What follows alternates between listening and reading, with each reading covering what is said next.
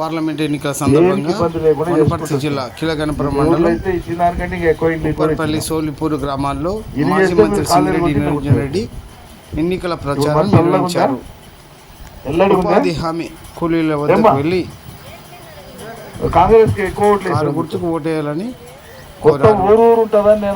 గతంలో కేసీఆర్ అనేక సంక్షేమ పథకాలను ప్రజలకు అందించిన ఘనత ఆయనకు దక్కిందని, కేసీఆర్ను ఆదరించి ఆర్ఎస్ ప్రవీణ్ కుమార్ను గెలిపించాలని కోరారు. 4000 వచ్చిన పెన్షన్ చేయొద్దండి. ఇంట్లో ప్రతి ఆడవాళ్ళకి 2500 వచ్చిన వాళ్ళు చేయొద్దండి. 2000 వచ్చిన వాళ్ళు చేయొద్దండి.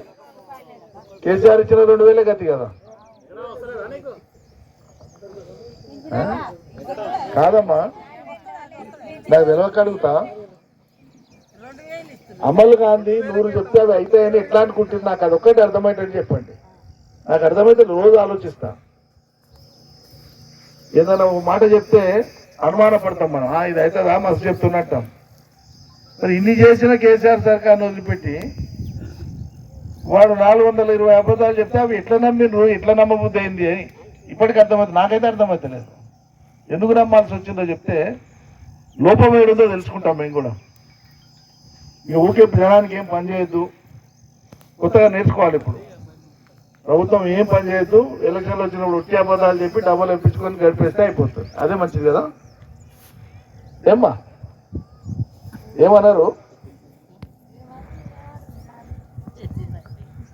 చేసింది అయిపోయింది కదా. సరే, ఇక మళ్ళా కోడి గొంతు పోయకండి.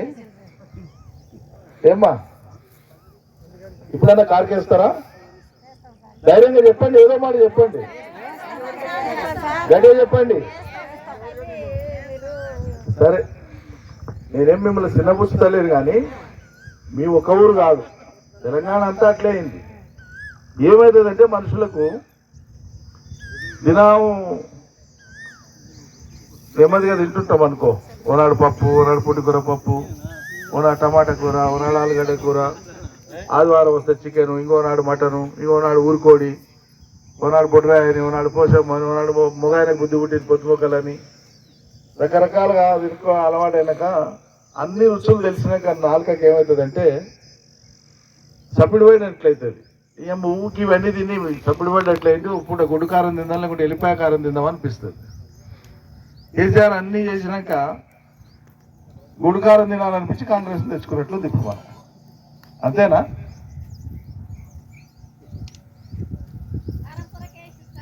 అంతే కదా. ఇప్పుడు మనం పెళ్లి చేస్తాం, మాకు 5 ఆడపిల్లలు, అంటే మా అక్క చెల్లెట్లు 5, మా పెద్దమ్మ పిల్లలు 3, 20 మంది పెళ్లిళ్ళు మా నాయన చేసేళ్ళు. పెళ్లి చేసి నేను చిన్న గుట్టి, అందరు నాకంటే పెద్దోళ్ళు, ఒక్క చెల్లెలు ఒక్కతే నాకంటే చిన్న, అందరు పెద్దోళ్ళే. చిన్నప్పుడు కాబట్టి పడిపోతుంటే కాబట్టి గుర్తుంటే, చెవులో పడుతుంటే వింటుంటే, చిన్నప్పుడు తెలియకుంటే. కానీ పెద్దగా అయినాక ఆలోచన చేసి నా బిడ్డలు పెళ్లికి వచ్చినప్పుడు ఆలోచన చేస్తే నాకు అర్థమయ్యేది, మా అమ్మ నాయన పెళ్లిళ్ళు అంటే ఇట్లా మాట్లాడుతుండే, ఇట్లా చేస్తుండే. ఏమవుతుందో అదే చెప్తుండే మా నాయన. పెద్దల్లో పెళ్ళి అయింది, పిల్లలు అయినరు, వాళ్ళ కాన్పుకు తీసుకురావాలి, సారే పెట్టాలి, మళ్ళీ 2వ బిడ్డ, మళ్ళీ కాన్పు, మళ్ళీ సారే, మళ్ళీ పిల్లలు, వాళ్ళ తొట్లేదు, ఇవన్నీ ఇక వరుస. ఆడపిల్లలు అంటే మీకు తెలుసు కదా ఎట్లుంటుంది, ఖర్చే ఖర్చు. పెద్దవాళ్ళకి ఏం చెప్పిండ్రో 2వ వాళ్ళకి అదే చెప్పేది, అబద్ధం చెప్పకపోయేది. చెప్తే ఏమవుతుంది? గాంధీ చేత గాంధీ ఇది ఇస్తా అని ఆశ పెట్టామనుకో, మొగుడు ఏం చేస్తాడు? తెప్పి పొడుస్తాడు. మీ నాయన మనగాండ్లాగా ఇంత పొడుగు చెప్పే అది ఇస్తానే ఇది ఇస్తానే ఎక్కడవా అంటాడు. అని మంచుకున్న ఆడపిల్లను ఏదో బాధ పెట్టి ఇంటికి పంపిస్తాడు. లోకం రీతి అది. కాబట్టి ఏంది చేస్తామో అదే చెప్పేది మా నాయన. అయా నీకు 7 బడ్డు పెడతాం, అంతకంటే ఎక్కువ చేయలేదు, నాకు వెనక ఇంకా వేరే పిల్లలు ఉన్నారు, వాళ్ళకి పంట రాగానే చేపించేది, పెట్టేది.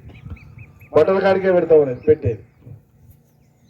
అట్లా కాకుండా ఎవరైనా పొరపాటుగా పనైతే ఎల్లదిద్దామని 10,000 గతి లేకుండా నీకు 1,00,000 ఇస్తాపో, నీకు ఎందుకని పెళ్లి చేసి పంపించింది అనుకో, ఏమవుతుంది? పోయినాక ఆ పిల్లని వాడు పై వాళ్ళగా కొట్టి ఇంటికి పంపిస్తాడు. బిడ్డ నీ అయ్యా ఇంత చెప్పే నాకు ఎందుకు చెప్పిండు, మీకనికే చెప్పిండు ఆ కొడుకు, నన్ను ఇట్లా చేస్తాడా? నువ్వు అబ్బా 190 తిప్పాలి రోజు ఇవే పంచాయతీలు వింటుంటాం. కొత్తగా పెళ్ళైన వాళ్ళ పంచాయతీలు ఏంటి వస్తే నేను వకీలు కదా, వకాలత్ చేసిన కదా చాలా ఏళ్ళు, 25 ఏళ్ళు చేసిన వకాలత్. పిల్లమ్మగుడు పంచాయతీలు వస్తే వాడు అల్లుడు ఏంటి కానీ నువ్వు పెళ్లి చేసుకున్నావు, నీ పెళ్ళాన్ని మంచిగా చూసుకోవాలి కదా అంటే, అవును సార్ నేను చూసుకోవాలన్నా. ఈ గాలి కొడుకు నేను అడిగినా సార్, ఈ కొడుకే చెప్పిండు, అడుగు సార్ ఇప్పుడు ఇది ఇస్తా ఇది ఇస్తా ఇది ఇస్తా అని ఆశ పెట్టి ఏంటికి పెట్టిండు సార్ ఈ కొడుకు, లేకుంటే నేను నా పెళ్ళాన్ని మంచిగా చూసుకోవాలి, నాకు ఇంతే వెళ్తుంది ఇంతకంటే ఏనంటే నేను ఊరుకుంటుంటేనా సార్, ఊరుకోకుంటేనా అని. ఇప్పుడు కూడా ఏంటంటే ప్రజాస్వామ్యంలో ఒక ప్రభుత్వము ఏమి చేయగలదో అదే చెప్పాలి. నోటి మాటలు అట్లే వాళ్ళలాగా కేసీఆర్కు 10 ఏళ్ళు రాజ్యం వెళ్ళి ఇంకోసారి రాజ్యం కావాలనుకుంటూ 100 అబద్ధాలు చెప్పకుండానా, నేను చెప్పకుండానే ఇవి చేస్తావు ఉరుకురుకాలు ఎక్కువ చెప్పకుండా ఎందుకు చెప్పలే? ప్రజలని తప్పుదో పట్టియొద్దు ఎప్పుడు కూడా. మనం ప్రజలకు బాధ్యులం.